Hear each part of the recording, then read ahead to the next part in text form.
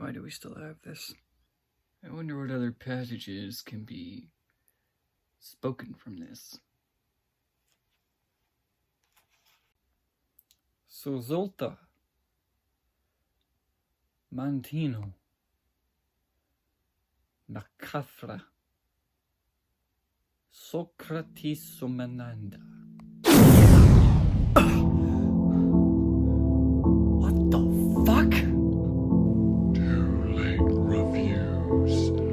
You of all people should have known not to speak those words as of what happened before. Now you are my slave. And I have one task for you. Alright, first off, I am no one's slave, alright? Second off, I didn't really think anything bad was gonna happen if I spoke the rest of the words out of that book, okay? I mean, it can't be any worse than what happened before. Thirdly of all, you never told me who you are, so how exactly do I know you're a genuine threat if I don't know who you are? Alright? Mind your tone when speaking to me. I am Pinhead, the leader of the Cenobites, and your new master. Okay, how exactly are you Pinhead? You're kind of missing the, pins? I mean, you were called lead Cenobite before, and then everybody called you Pinhead because, you had the pins in your head. That's how you got your name. I don't necessarily understand how exactly you're Pinhead, but you don't look like Pinhead. This is but one of many forms that I take on, depending on who summons me. My most famous appearance is only meant for when people solve the Lament configuration. Should you speak those words from the Necronomicon, I appear like this. Okay, no, that's still not a good explanation. Fine. If you must know, we don't have the budget for a Pinhead costume, nor Pinhead makeup. This was the best we could do. Okay, now see, that makes sense. I can wrap my head around that. That also hurts a little bit, but it's also true. What exactly do you want me to do? Your task is to review my very first film appearance as the new film about me, starring my daughter, taking on my throne of pain and pleasure. I would like you to review my very first appearance as we look to the future to see what came before we look to the future. Then and only then will you be free from my grasp. Now go and review my motion picture. There is a lot of pain and pleasure involved, but more so pain. Whoa! Okay, well, that's one of the more weirder intros I've had. Well, not really.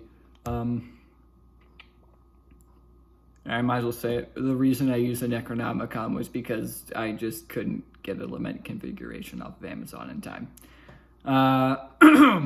Hellraiser, 1980-something.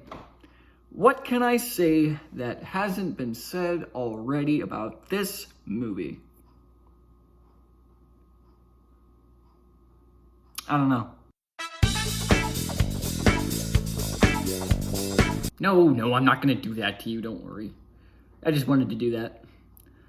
Well, I just watched it for the first time myself a couple days ago. Actually, the day before the new one came out. And if you're wondering if I'm going to review that one, I don't have Hulu Plus.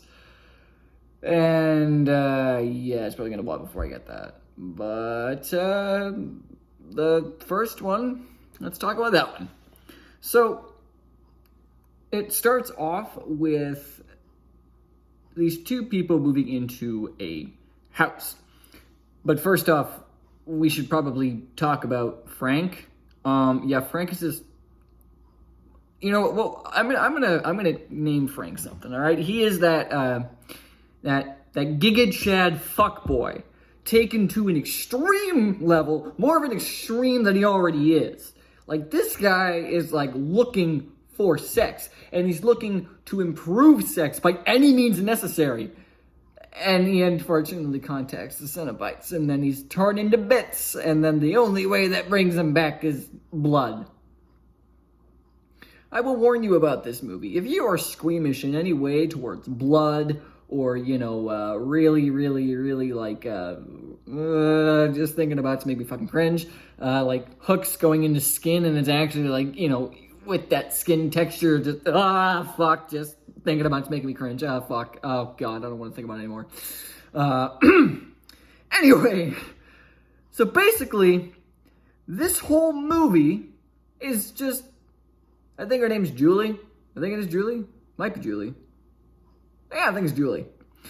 The British lady, Julie, trying to bring Frank back because her and Frank were fuck buddies back in the day.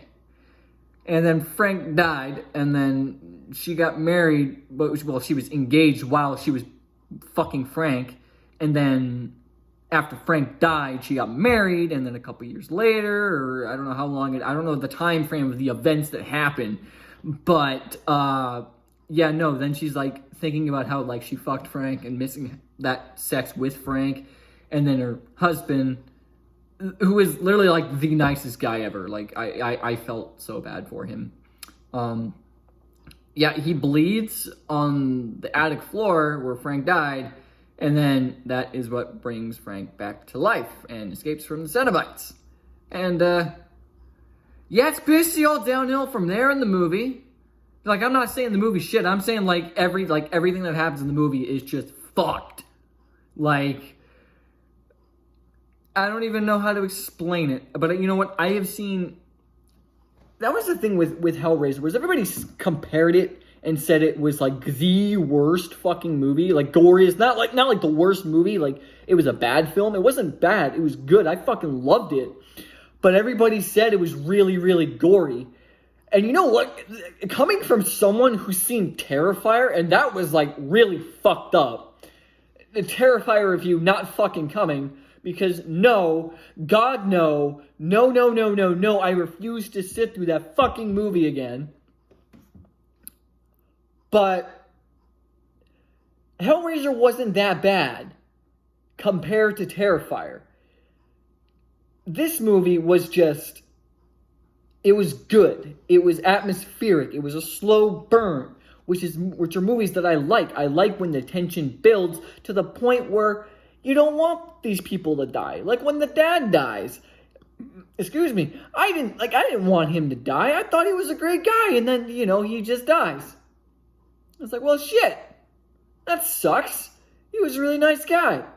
And then Kirsty, she, solves the lament configuration, brings the Cenobites back. I'm just going to do this is like a short form review so everybody knows, because I'm not going to go through everything that happens in the movie. I'm going to go through my experience of the movie, which was I couldn't take my eyes off the screen because I was just so intrigued. But no, this was a very, very good movie. I can see why it, got so many sequels.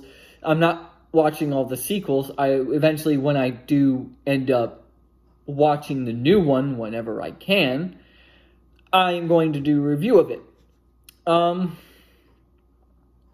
this movie was great. I loved it. It gets a solid 9 out of 10 from me. And those practical effects, goddamn. If you want to know a more in-depth look behind the scenes explanation, I'm going to recommend you to Dead Meat with the kill counts. And James A. Janice does a great job going behind this, explaining the behind the scenes stuff and all the practical effects. It's really, really cool. And I love stuff like that. But yeah, basically, long story short, they bring Frank back. He's trying to get a new body. The dad ends up becoming that body because Frank steals his skin. And then they bring the Cenobites in and they try to get Frank back. And then they try to take Kirsty. And then Kirsty sends them all back to fucking hell. So, yeah. 9 out of 10. So, Pinhead. Right? Am I good?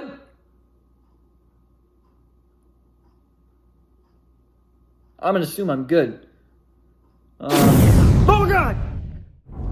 You did not think it would be that easy, did you? No, You shall feel the pain. No. No pleasure for you. No. Oh, please. No. No tears. I don't It's a waste of I good don't, suffering. No. Ah, ha, ha, ha, ha. Ah, ha, ha.